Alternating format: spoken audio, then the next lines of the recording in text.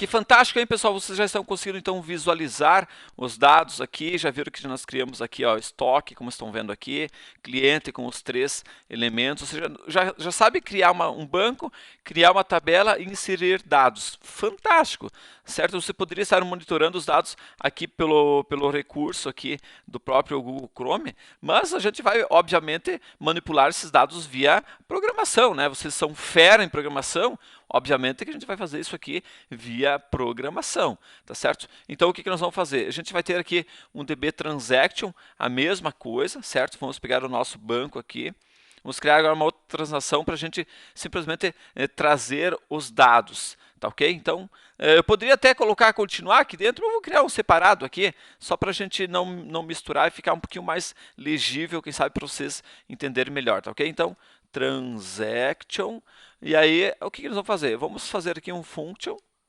ou seja, pessoal, mesma coisa que antes, tá? Mesma coisa que antes, não muda absolutamente nada. Fecho aqui, ponto e vírgula. E aqui a gente vai fazer então agora uma consulta. Como é que eu faço? Mesma coisa que aqui em cima, tx.execute SQL. E agora a gente vai botar um código que ele vai executar para mim, certo? Então, aqui, que código que eu quero que ele execute? Bom, pessoal, como é que eu faço para fazer uma pesquisa ainda? É um select, asterisco, certo? From, o que é? Qual que é o nome da tabela? É cliente, certo? Basta a gente olhar aqui, ó, tabela cliente, certo? Então, vamos fazer um select para a minha tabela cliente. E, na verdade, pessoal, esse método de execute SQL, ele recebe 4 parâmetros.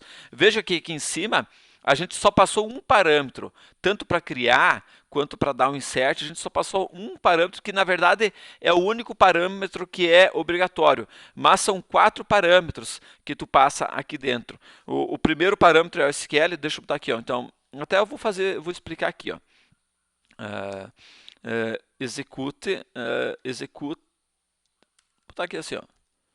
Execute SQL,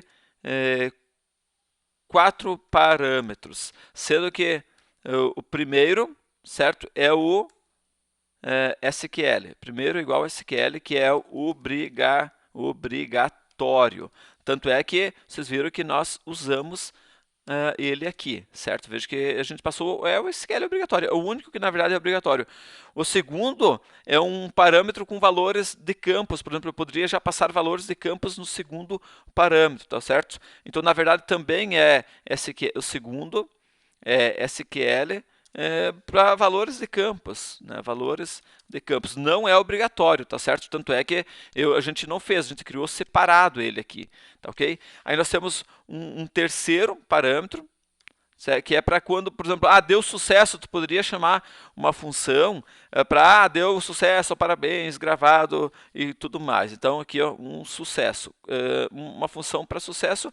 E um quarto parâmetro, que é, no caso, para erro, tá certo? Ou seja, quando der um erro, e aí?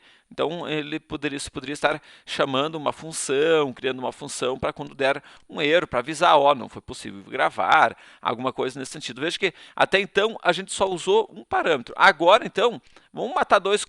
Vocês já aprenderam aqui, agora vamos fazer então um pouquinho mais complexo, vocês usando os 4 parâmetros, vamos ver só. Então, o primeiro, então, é obrigatório SQL, acabei de passar aqui.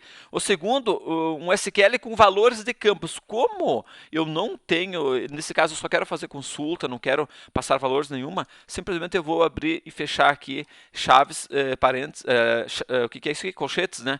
E aí não vai fazer nenhum parâmetro. Terceiro aqui, ó, sucesso. Então, por exemplo, vamos supor que eu consegui executar isso aqui. O que eu quero fazer? Eu quero que ele mostre na tela esses dados. Então aqui, se deu sucesso, eu vou criar uma função que vai me retornar esses dados. Então, function aqui, certo? Passamos o tx aqui e também o results, que seria então para mim pegar esse resultado, ok? E aí eu já vou fazer, já vou abrir chaves aqui, já vou fechar ele aqui, certo? E ainda, pessoal, não esqueçam que nós ainda temos um último parâmetro que estar mostrando aqui para vocês. Então, vejo que nós temos aqui as chaves aqui, E aqui, depois disso daqui ainda, nós vamos ter mais um parâmetro, certo? Que é o quarto parâmetro, que é de erro. Então, você poderia estar criando uma função de erro. Eu, nesse momento aqui, até eu nem vou fazer, só vou botar aqui um null aqui mesmo. Ou seja, não estou criando um parâmetro aqui, mais um parâmetro. Então, opa, não é aqui. Onde é que é? Esse cara é aqui, certo? É aqui, null, certo? Fecho aqui e fechei aqui. Esse cara aqui está fechando lá, então, peraí, então esse cara aqui está sobrando, né? Esse cara aqui está sobrando. É tanta chave que às vezes o cara dá uma perdida aí no caso. Então, vamos conferir esse aqui fecha lá em cima, ok? Esse aqui fechou a função, esse aqui fechou aqui o SQL. Beleza? Os 4 parâmetros passados aqui. Esse cara aqui não é obrigatório. Se tu botar, tu bota o null aqui, dizendo que tu não vai ter, então, uma função aqui para quando der um erro. Bueno, espero que vocês tenham entendido o que eu expliquei aqui até agora. Então, pessoal, eu quero jogar essas informações para dentro então desse banco aqui, conforme a gente já escreveu aqui que o banco foi criado com sucesso. Primeira coisa que eu poderia fazer já, pessoal, é pegar então a quantidade de elementos. Veja, você sabe que eu tenho aqui 3, né? Eu tenho o primeiro, o segundo e o terceiro. Neri, Júlio e Gustavo, está tudo inserido aqui. Agora eu poderia estar inserindo mais, eu quero mostrar quantos elementos eu tenho aqui na minha base de dados. Então, vamos criar aqui uma variável chamada tamanho, certo? Tamanho. Então, aqui a gente vai fazer o seguinte, o resultado, pessoal, ele vai vir desse cara aqui, ó. Então, eu vou pegar esse results aqui, certo?